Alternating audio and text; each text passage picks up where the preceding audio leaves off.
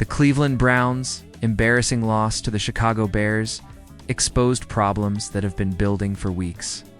And from the very first drive, it was clear this offense had no rhythm, no confidence, and no real direction. As every possession felt slow, predictable, and boxed in by conservative decision-making that never allowed the quarterback to breathe, let alone grow. And across the league, the reaction has been nearly unanimous that Kevin Stefanski continues to limit Shedeur Sanders instead of empowering him, placing him in circumstances that make success nearly impossible, and then acting surprised when the results fall short. Because time and again, Sanders was denied the freedom to challenge tight windows, push the ball vertically, or take advantage of moments when the defense was vulnerable, with Stefanski opting for caution, even when aggression was clearly required. A pattern that has now become impossible to ignore as the offense remains confined to a narrow playbook that restrains creativity and suppresses the quarterback's natural strengths, especially in the red zone where opportunities were wasted by an insistence on playing it safe rather than trusting Sanders' arm talent, turning what once looked like cautious coaching into a repeated refusal to adapt or evolve. And the result is an offense that feels disconnected from its quarterback, restrained in design, and predictable to opposing defenses. Which is why criticism erupted immediately after the game, with voices like Stephen A. Smith openly questioning whether Sanders has ever truly been put in a position to succeed, suggesting that this situation may not be accidental at all, and that a change of scenery could ultimately be best for a quarterback whose skill set demands a system willing to lean into his strengths rather than hide from them, especially when Stefanski stubbornly stuck to a run-heavy approach against Chicago, despite clear evidence that it wasn't working. Even in moments where Sanders had only a handful of plays and was not allowed to attempt a single pass in situations where aggression could have shifted momentum. A baffling choice, considering that even under pressure, Sanders showed flashes of his ability to stretch the field, delivering accurate deep throws with confidence whenever he was given the chance. Though those moments were rare and often undermined by a receiving group that struggled to create separation, execute routes cleanly, or finish plays, forcing Sanders to operate behind a collapsing pocket with little margin for error.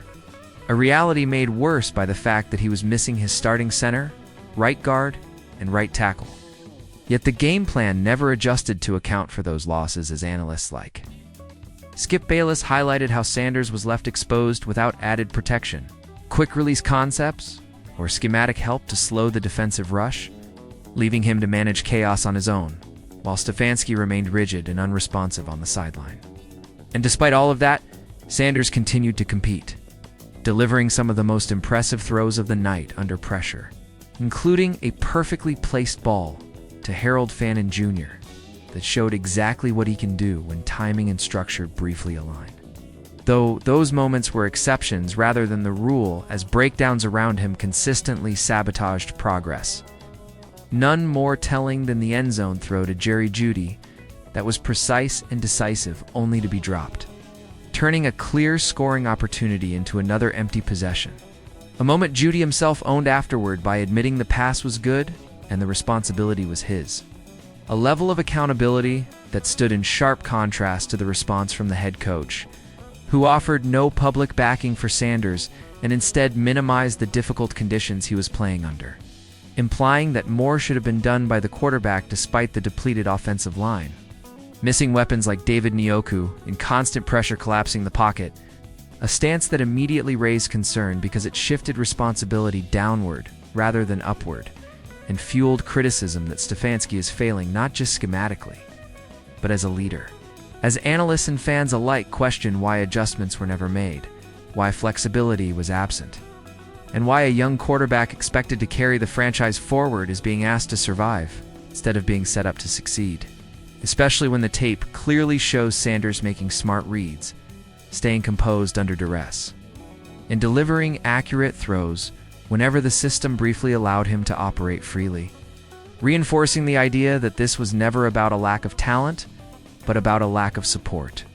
And as the conversation grows louder, the focus has moved beyond one loss to larger questions about direction, trust, and whether the Browns are maximizing the most important position on the field. Because quarterbacks live and die by the environments they are placed in, and right now, Sanders is fighting uphill against a rigid scheme that refuses to adapt.